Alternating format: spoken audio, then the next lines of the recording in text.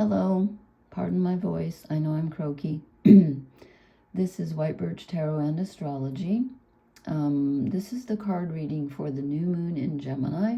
I just posted a video on the astrology, which is astounding, and I didn't even get to all of it. It's just crazy weird. So, powerful, very powerful. So this is a new moon. It's a super moon. And this is the Mythic Tarot by Liz Green. This is what they look like on the back. They're out of print, so they were very expensive, but I love them.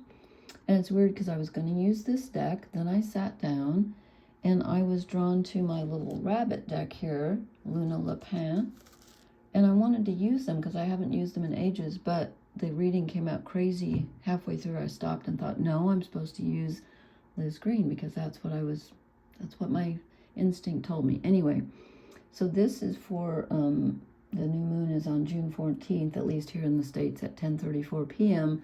Eastern Standard Time or Eastern Daylight Time or whatever we're in. So I'm just going to go ahead and do the card reading, and I have a video out about the astrology in which I probably gave too much information and not enough wisdom.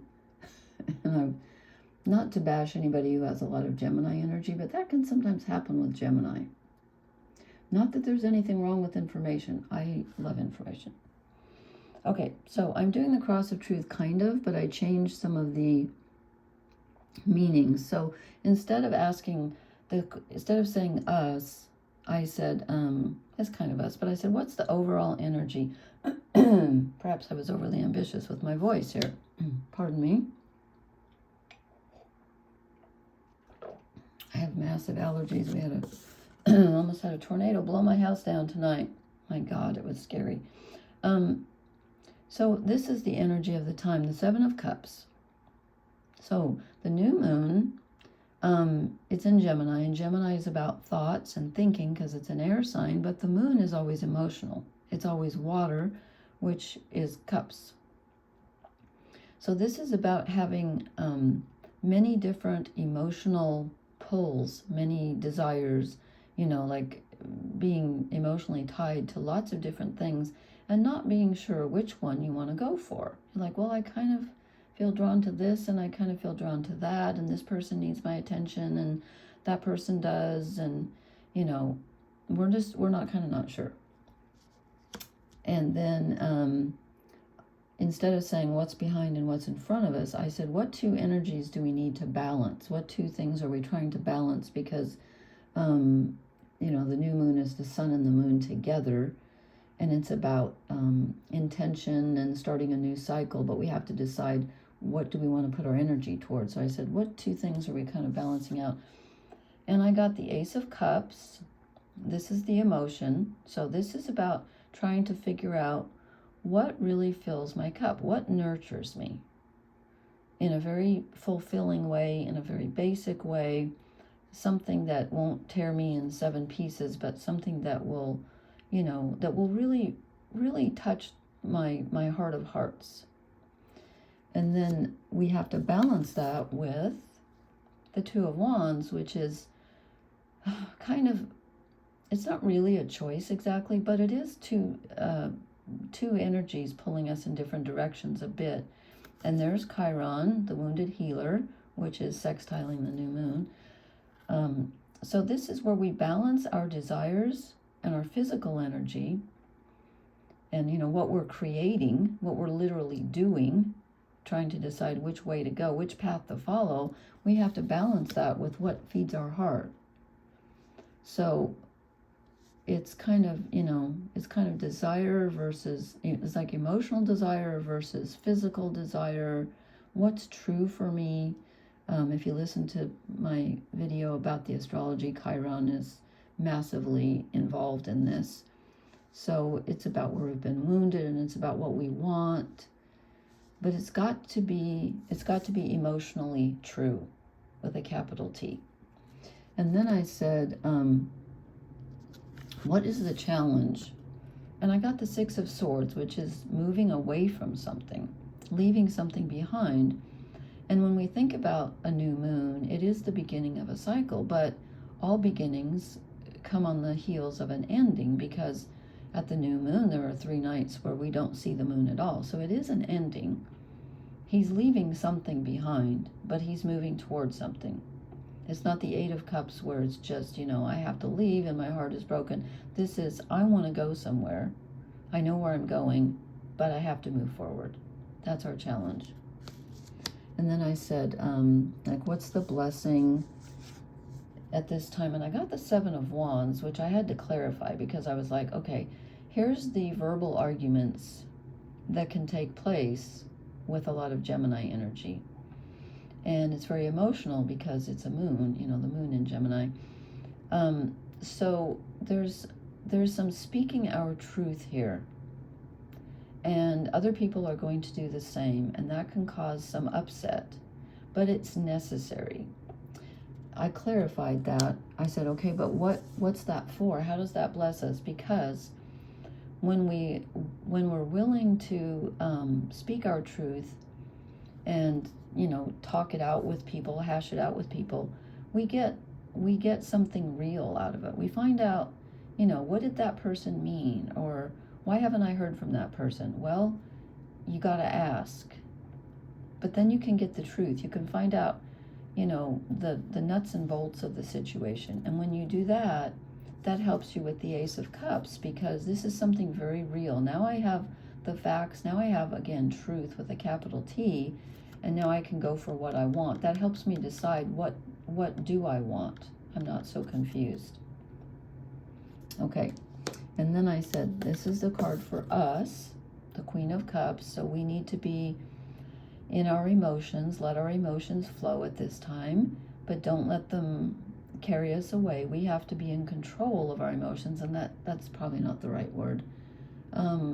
Just don't let them, don't let them overwhelm you with this 7 of Cups, dreamy energy, or don't get overly emotional, don't be overly sensitive. She's extremely sensitive and intuitive, but she's still the queen. She's still in control of her actions. She doesn't let those emotions, wash her down the stream. She stays put. She's the queen. So that's what we need to do. And then I said, what's the energy around us, like people that we are in relationship with, and just the general energy? And I got the King of Swords, which I also had to clarify, because I thought, okay, is this us, or is it those around us? Well, I think it's those around us, because that's what I was asking.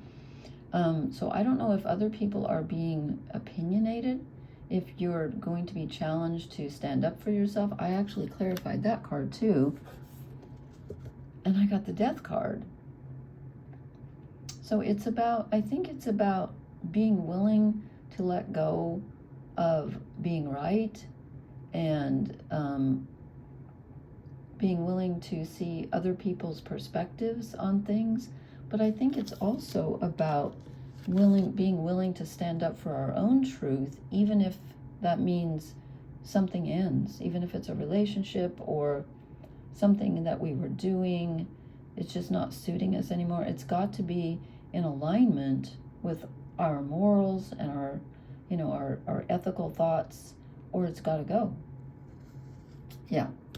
And then, let's see, this one I changed it from, because I thought hopes and fears, that's kind of, those are two opposites. So I said, what do we want to overcome at this time? And it's weird, because I got the Strength card, which is him overcoming his fears in the form of the lion. It can also be overcoming the ego.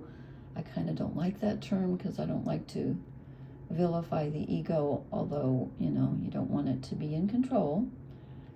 But it's a useful tool, of course. I never noticed that before. He's got a sword and a wand on the ground there. Fire and air. Interesting. This is the card generally of Leo, where Venus just moved into. So this is what we need at this time, is we need to try to overcome our fear and, find our strength. It's there. It's there. We got a lot of court cards here. So we've got 2 kings and a queen, because I said, okay, what action do we need to take? What are we moving toward? What do we need to do? We need to be the King of Pentacles. So this tells me that we need to put our our money where our mouth is. So if you're going to say, well, I really believe in this, or I feel strongly about this, and this is what I think, and these are my morals, you need to act that way. You need to do something about it. So if you say, you know what, my truth, what I really, really desire is, X, whatever it is, that's what I really feel and what I want to choose, then you need to take a physical step toward it and put it in, you need to do it. You can't just talk about it. I know the new moon in Gemini, and you might need to wait a few days because the new moon in Gemini can feel a little disorienting. I feel it that way anyway. As I said, it's going to be emotional, it's going to be intellectual. Your emotions are going to affect your thoughts are going to affect your emotions, and when don't they? But especially now. So we need to be the king. Got two kings here, swords and pentacles. Do I want to dry?